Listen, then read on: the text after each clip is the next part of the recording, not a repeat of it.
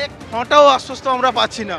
কারণ উনি যে সমস্ত কথা বললেন, কে দোষ করেছে, কার জন্য দোষী, এই সমস্ত কথা উনি বলেছেন, কিন্তু আমাদের সমস্যার একটুও সমাধান করেনি।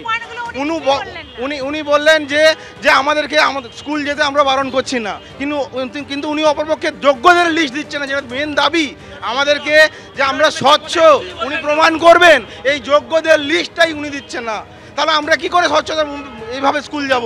কি উনি সবাইকে স্কুল যাচ্ছে, মানে যোগ্য অযোগ্য সবাইকে গুলিয়ে দিচ্ছেন। যোগ্য অযোগ্য সবাইকে স্কুলে যেতে বলছেন আমরা তো অফিসিয়ালি কোনো টার্মিনেট এটা দিইনি, কিন্তু এটা তো সম্ভব নয়। সুপ্রিম কোর্টের কাছে আমরা একটা ক্ল্যারিফিকেশন চাইবো, তো কদিন পরে সুপ্রিম কোর্ট ক্ল্যারিফিকেশন দিলে তখন তো আমাদের চাকরি চলে যাবে, তখন তো আমরা পথে বসবো, কোথায় যাবো আমরা? আমাদের কাছে মাধ্যমিক উচ্চ মাধ্যমিকের খাতা রয়েছে, অনেকেরই উচ্চ মাধ্যমিকের খাতা রয়েছে, ফলে সেই খাতাগুলোকে যদি আমরা এই মুহূর্তে না দিই তাহলে সমস্যায় পড়বেন উনি রেজাল্ট বের করতে। ফলে স্বাভাবিকভাবে উনি দেখাতে চাইলেন যে আমরা আমাদের কাজটা করতে পারি। কতদিন করবো এইভাবে? কতদিন চলবে? এর কি স্থায়ী সমাধান হবে? আদৌ কি হওয়া সম্ভব? উনি যদি ক্লিয়ার লিস্ট না দেন তাহলে কি সত্যিই সমাধান করা সম্ভব? আমি দিনের সবথেকে বড় খবর যে মমতা বন্দ্যোপাধ্যায় আজকে নেতাজি ইন্ডোরে দাঁড়িয়ে যেভাবে যোগ্যর পাশাপাশি অযোগ্যদেরও দাঁড়িয়েছেন, আরও বিস্তারিত আপনাদের সামনে অমৃতা নিয়ে আসছে। একেবারে সুব্রজিৎ, আজ দিনভর যে খবরে আমাদের নজর ছিল মূলত আজকে নেতাজি ইন্ডোরে চাকরি হারাদের নিয়ে বৈঠক করেছেন মুখ্যমন্ত্রী মমতা বন্দ্যোপাধ্যায়, এবং সেখানে দুর্নীতি নিয়ে নীরব এবং যোগ্যদের সঙ্গে অযোগ্যদেরও পাশে থাকার আশ্বাস দিয়েছেন মুখ্যমন্ত্রী মমতা বন্দ্যোপাধ্যায়।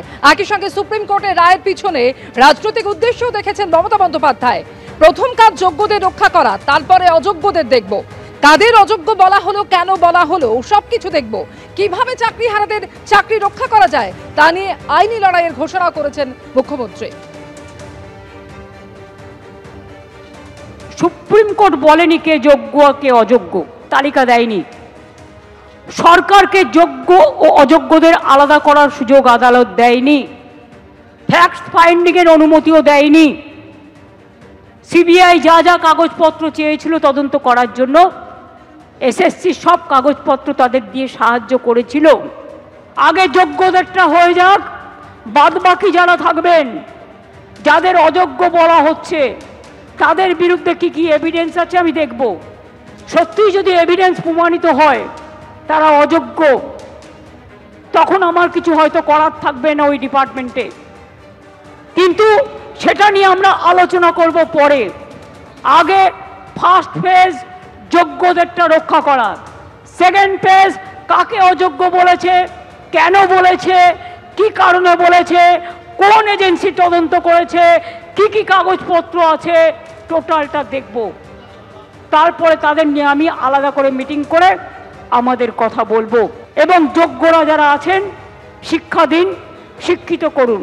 বাদবাকি যারা আছেন আমি বলেছি তো পরে কথা বলবো, তাদের সাথেও যখন সুযোগ হবে আমি নিশ্চয়ই তাদের কথা শুনবো।